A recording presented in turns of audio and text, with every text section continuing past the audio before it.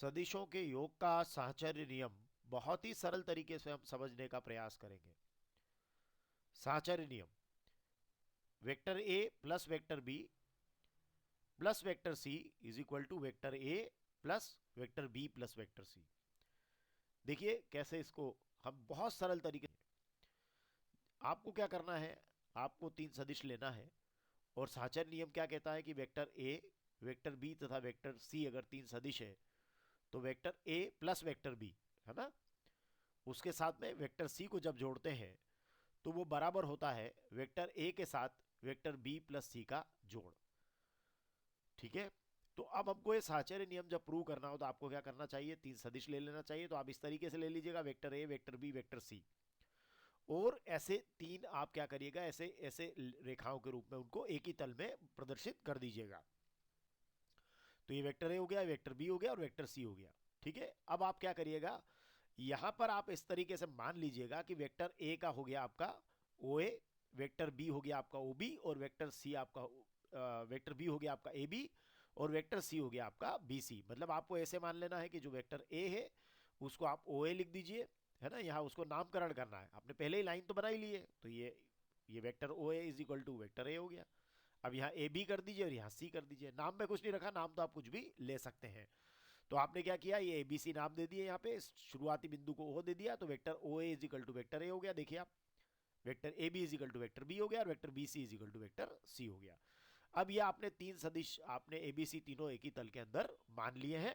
अब आपके लिए बहुत आसान हो गया। अब ये तल हो सकता है कागज का तल हो, तो ये बहुत ही आसान हो गया। अब कैसे हुआ देखिए, आप आपको यहां से क्या करना है, आपको बिल्कुल नहीं उलझना है इस पूरे चित्र के अंदर। आप तो सिंपली एक एलएचएस ले लीजिएगा, एक बार आरएचएस ले लीजिएगा, अपने आप ये चित्र भी पूरा होगा, अपने आप सब पूरा हो जाएगा।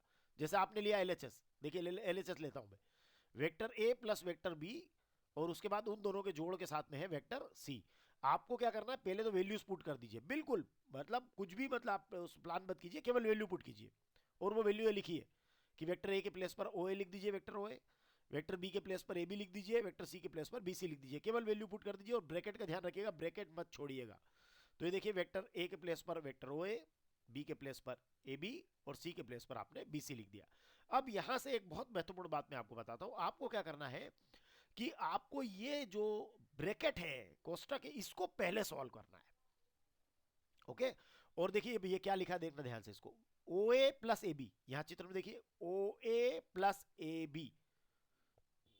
देखिए ओ से ए पर गए और ए से बी पर गए, तो कहां पहुंच गए, ओ से बी पर पहुंच गए सदिश योग के त्रिभुज नियम से।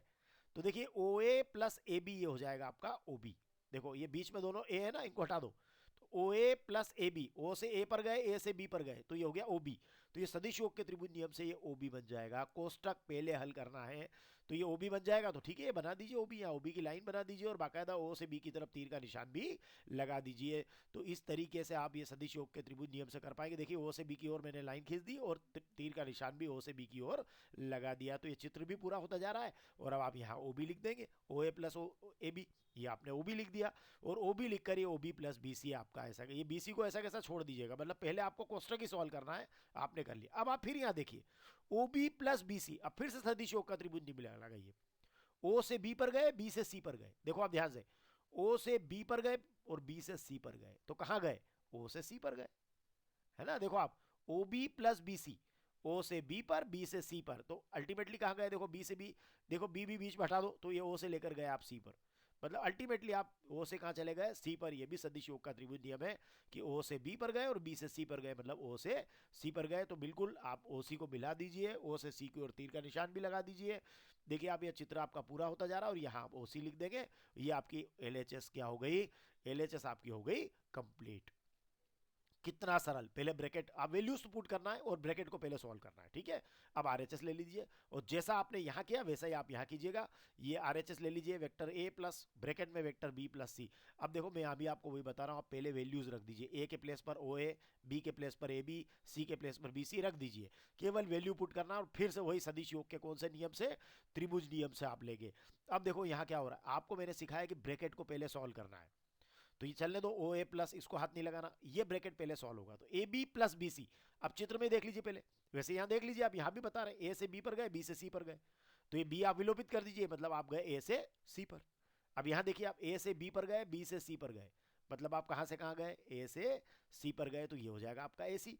मतलब ए से पहले बी पर गए, बी से गए सी पर, तो त्रिभुज नियम से हो गया ए सी, मतलब ये ए सी हो गया ऐसे। तो बस ए से सी की ओर लाइन खींचिए और तीर का निशान लगा दिए, चित्र का एक हिस्सा और कंप्लीट हो जाएगा। और यहाँ आप लिख दीजिएगा ए सी। तो ये हो गया आपका ओ ए प्लस, क्या हो गया, ओ ए प्लस हो गया ए सी। अब आपको मैंने बताया था कि दोबारा आपको त्रिभुज नियम लगाना पड़ेगा।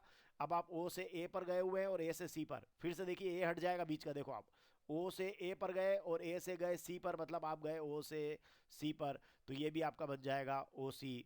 तो ये देखिए ये भी आपका हो गया ओ सी।